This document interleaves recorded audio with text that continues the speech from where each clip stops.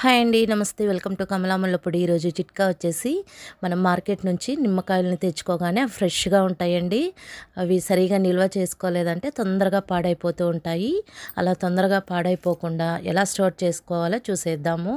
ముందుగా tissue paper తీసుకొని ఒక్కొక్క టిష్యూ పేపర్‌లో ఒక్కొక్క నిమ్మకాయని ఈ విధంగా ఉంచేసి మనం చుట్టేసుకోవాలండి. నేను చూపిస్తున్న విధంగా.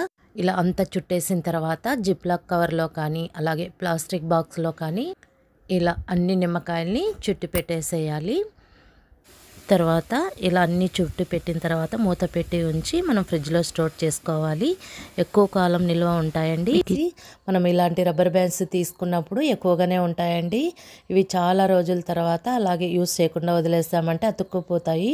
ఇలా అతుక్కోకుండా సపరేట్గా ఉండాలంటే ఈరోజు టిప్ చూసేద్దామండి. ఇలా ఒక బాక్స్లోకి వేసుకున్న తర్వాత మనం యూస్ చేసుకునే ఏదైనా పౌడర్ అండి యాడ్ చేసుకోవాలి. ఇలా కొంచెంగా యాడ్ చేసుకున్న తర్వాత ఒకసారి అన్ని రబ్బర్ బ్యాండ్స్కి పౌడరు అతుక్కునే విధంగా ఒక్కసారి కలపాలి. తర్వాత మనము ఎన్ని రోజులైనా యూస్ చేసుకోవచ్చండి, అతుక్కోకుండా ఉంటాయి. మనం రాళ్ళుప్పు అలాగే స్టోర్ చేసుకున్నామంటే కొద్ది రోజుల తర్వాత చెమ్మగా వచ్చేస్తూ ఉంటుందండి. అలా రాకుండా ఉండాలంటే నేను చూపించిన విధంగా ఈ విధంగా టిష్యూ పేపర్ని మర్చి ఇలా జాడీలో కానీ ప్లాస్టిక్ బాక్స్లో అయినా సరే అండి ఇలా అడుగున మనము టిష్యూ పేపర్ వేసేసుకోవాలి. తర్వాత మనము రాళ్ళుప్పు స్టోర్ చేసుకోవాలి. మరీ చలికాలం అయితే ఎక్కువగా చెమ్మగా వచ్చేస్తూ ఉంటుందండి. అలా రాకుండా ఉండాలంటే ఇలా నేను చూపించిన విధంగా స్టోర్ చేసేసుకోండి. చెమ్మ అనేది రాకుండా ఉంటుంది. మీకు ఈ టిప్ నచ్చినట్టయితే ఫాలో అవ్వండి. పూలు ఎక్కువ రోజులు ఫ్రెష్గా ఉండాలంటే ఎలా స్టోర్ చేసుకోవాలి చూసేద్దామండి. మార్కెట్ నుంచి పూలు తీసుకొని రాగానే 15 మినిట్స్ ఇలాగే ఓపెన్ చేసి పెట్టాలండి. గాలికి ఆరనివ్వాలి. చెమ్మ అదేదైనా ఉంటే వెళ్ళిపోతుందండి. తర్వాత ఇలా ప్లాస్టిక్ బాక్స్లో మనం టిష్యూ పేపర్ అడుగున వేసేసుకొని పూలను వేసుకోవాలి.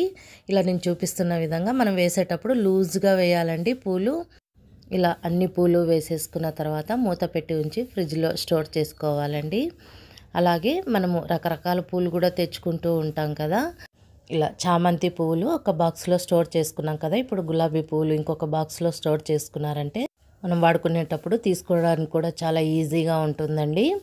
తర్వాత ఫ్రిడ్జ్లో పెట్టేసుకున్నారంటే ఎక్కువ రోజులు నిల్వ ఉంటాయండి. వంటింట్లో కానీ ఇంట్లో ఎక్కడైనా సరే మనకి బొద్దింకలు అనేది ఎక్కువగా వస్తూ ఉంటాయి. ముఖ్యంగా కిచెన్లో ఎక్కువగా వస్తూ ఉంటాయండి.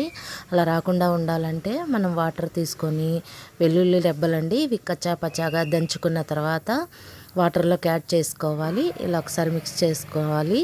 తర్వాత కాసేపు ఇలాగే ఉంచేసేయాలండి. ఒక 15 మినిట్స్ అలాగా ఉంచిన తర్వాత ఈ వాటర్ని మనము బొద్దింకలు ఎక్కడైతే వస్తున్నాయో అక్కడ కొంచెం స్ప్రింకిల్ చేసుకోవాలి. లేదా మనము స్ప్రే చేసే బాటిల్లో చిన్న బాటిల్లో ఈ వాటర్ని యాడ్ చేసుకొని ఎక్కడైతే బొద్దింకలు వస్తున్నాయో అక్కడ స్ప్రే చేసేయాలండి. బొద్దింకలు రాకుండా ఉంటాయి.